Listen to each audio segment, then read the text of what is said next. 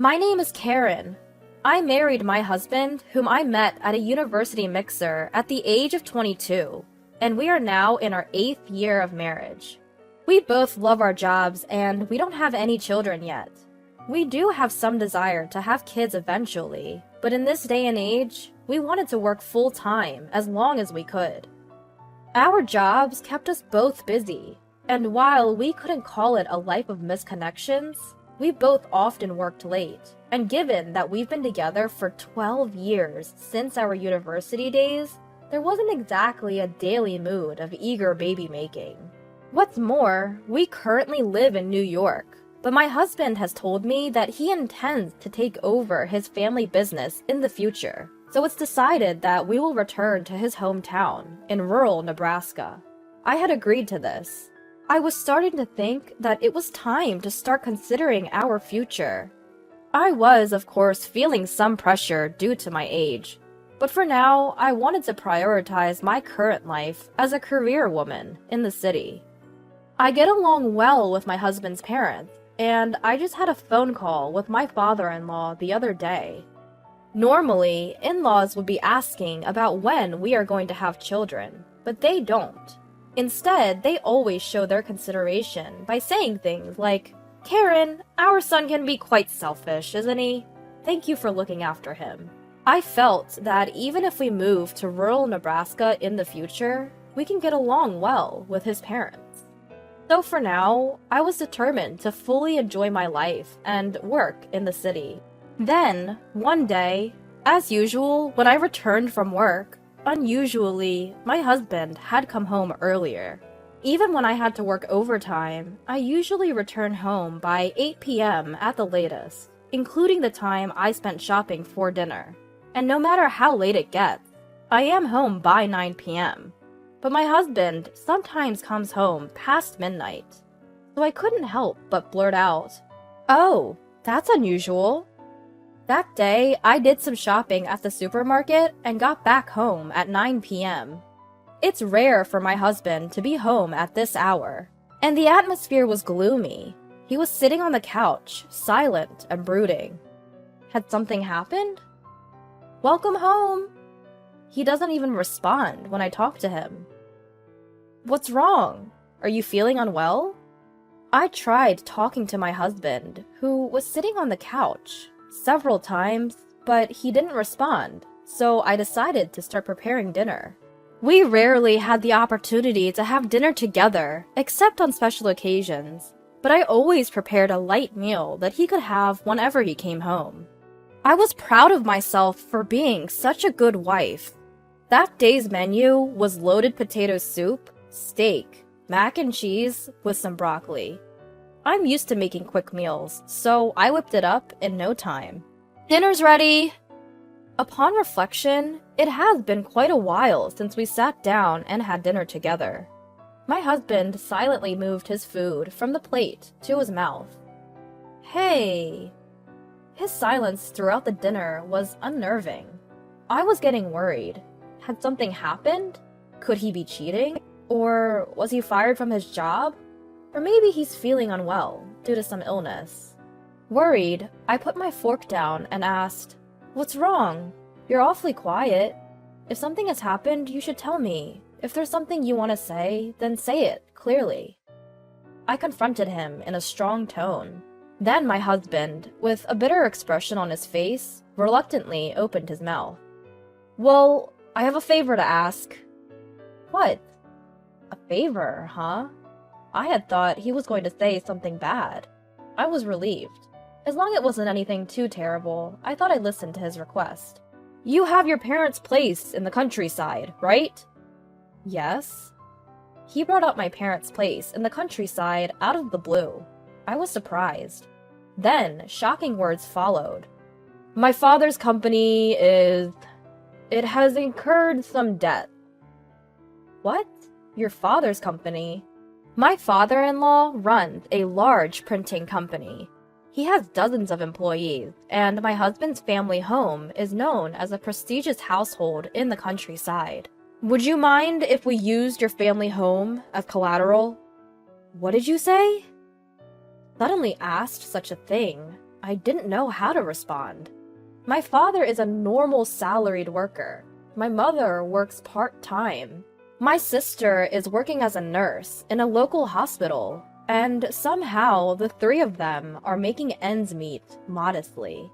Even if it's for the sake of my husband's family, why does my parents' house have to serve as collateral?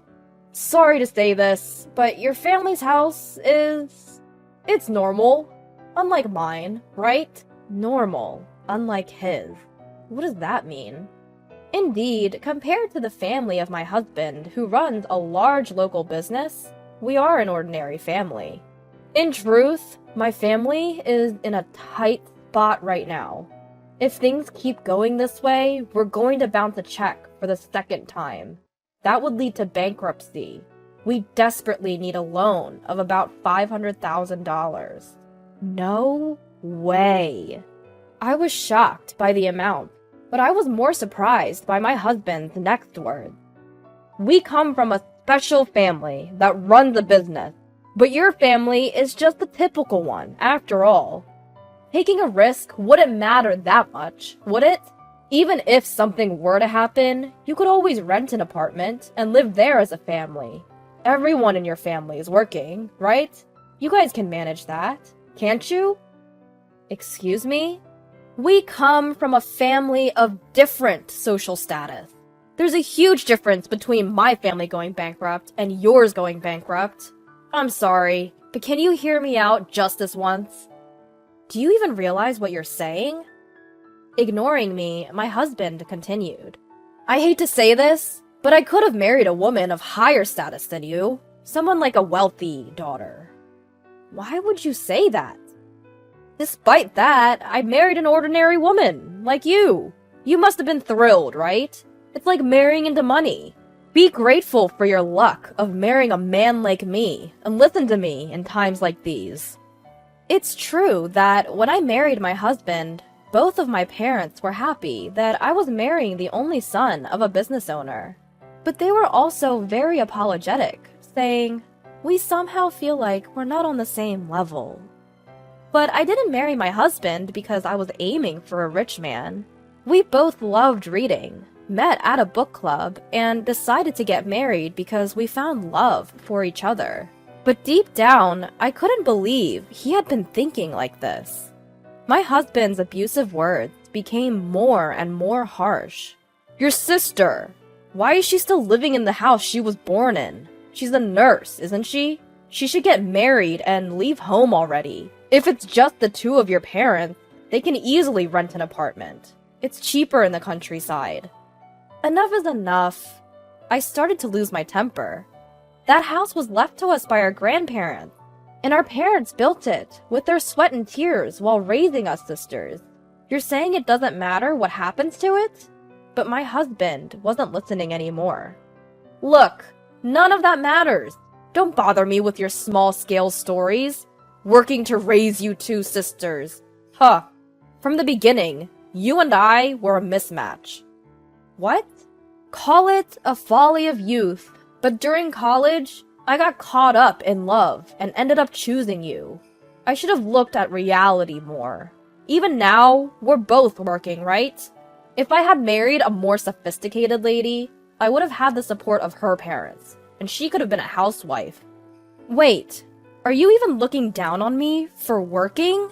And it's not like you're at some top-notch company. You're desperately clinging to a regular job, looking so poor. Do you even know what you look like? You say you're busy with work. I don't know what kind of job that is, but you rush around every morning to bring home such a low salary. You even cut your hair short because of it. You were cute when we first met because you were young, but now you lack charm. How did this conversation about using my family home as collateral end up turning into him bad-mouthing my family, and even my appearance? Even if his emotions are getting the best of him because of his family situation, he's far crossed the line. Still, my husband went on. Some say working women are attractive, but you're not one of them. I would much prefer a woman who lives a leisurely, elegant life, like my mom. Classy, you know?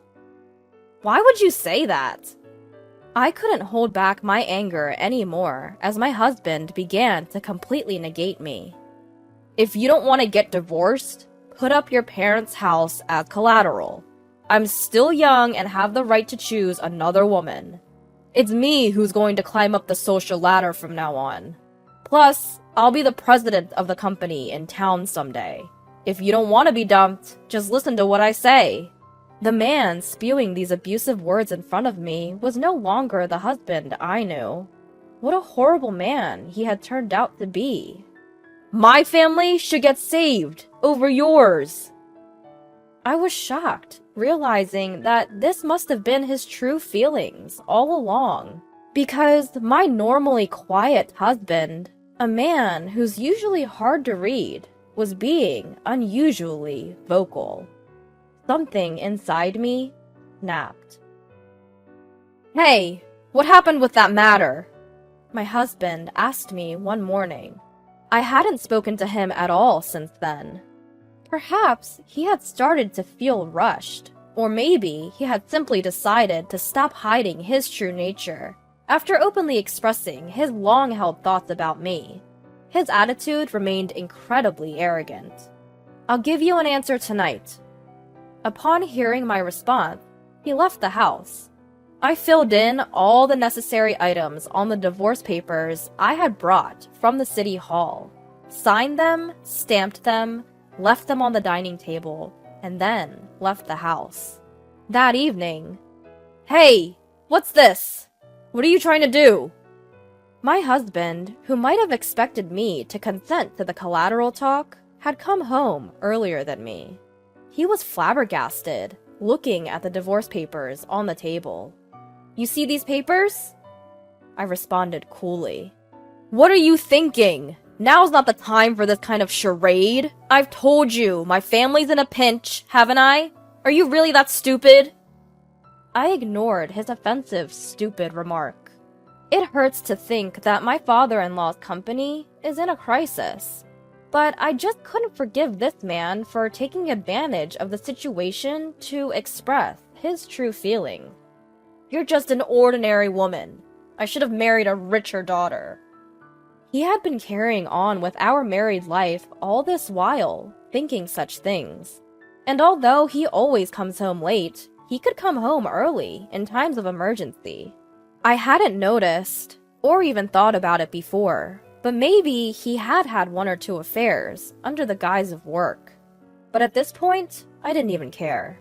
Once I realized that he had been looking down on me and my family all along, there was no way we could continue our marriage. "Hey, don't mess with me!" He approached me, his demeanor threatening as if he might strike me, but I didn't flinch. "I've made up my mind. Now you need to sign this, too," I calmly stated. After that, I thought there might be a court battle involving lawyers, but in the end, he simply agreed to the divorce after some time. Since I had presented the divorce papers, I quickly packed my things and escaped to a temporary apartment. Perhaps he gave up, regretting what he'd already spat out was too late. He had clearly insulted me, and not just me, but my family environment as well. What's been said can't be unsaid, and I didn't give him the chance to undo it, because that was his true feelings. After the divorce, I worked hard at the job that my husband had ridiculed as low-paying. Fast forward a few years. On a Saturday afternoon, a day off from work, I got a call from my former father-in-law. The divorce was so sudden, we didn't have the opportunity to discuss anything with my ex-husband's family, because until that incident, I had been nothing but a good daughter-in-law. "Ah, Karen! Long time no see." "Long time no see, father-in-law." I was relieved by the cheerfulness in my father-in-law's voice. I tried to start the conversation, but my father-in-law interrupted me. "I'm sorry about that time. I've heard a lot from my son." Yes, my father-in-law seemed to have completely forgiven my impoliteness. "I think you know the situation. But since then, our company has recovered, and my son has returned to our hometown to help with the business." Is that so? At least that was good.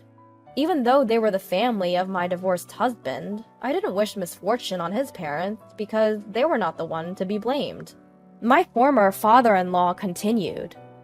Well, basically, my son came crawling back to us after you divorced him because that hurt his ego so much. And, well, you might not be interested, but I wanted to talk about our son. Yes? I had no choice but to listen, since I couldn't just hang up the phone. Since that time, he's been really down in the dumps. He's simply unmanageable. Really. I don't like speaking ill of my own son like this, but he's got this big attitude, like, I'm the son of the owner of this company, and he's alienating the employees. His ego has grown even larger since he moved back from New York. And he's just not well liked at all. I see. He came back out of nowhere and started acting all high and mighty. We don't know what to do with him. I can somewhat imagine the situation. After all, he had such a low opinion of me, his own wife. He probably looks down on the employees of his father's company as mere servants. Several years have passed since then, and he's likely seated as an executive director. His personality has probably warped further, making it impossible to handle him. I see. We caused a lot of trouble for you. Anyway, Karen, this might be odd for me to say, but I hope you find true happiness. I know my son has been a real handful. That's not true at all. I hope you stay well, too. After hanging up the phone, I was relieved to know that his company was doing fine, and I couldn't help but envision what my ex-husband might be like now. But my imagination only lasted for a minute or two. Right after, I received a text from my current boyfriend. I've chosen the restaurant for tonight. Here. There was a link to an upscale sushi restaurant in the iMessage. Got it! See you at 6 p.m. I replied, and started thinking of what to wear for our date tonight. Since then, I've worked hard and been promoted, and quite unusually for my company, I've made it to the executive's position, a rare achievement for women. My salary has increased considerably from before, and I'm comfortably living on my own. I've been able to save money successfully, and I was even able to gift a new car to my parents back home. My younger sister found a good man, got married, and is living happily in our hometown. And currently, I'm dating a man I met through work with the intention of getting married. He's a kind-hearted and wonderful man who, like me, comes from a normal upbringing.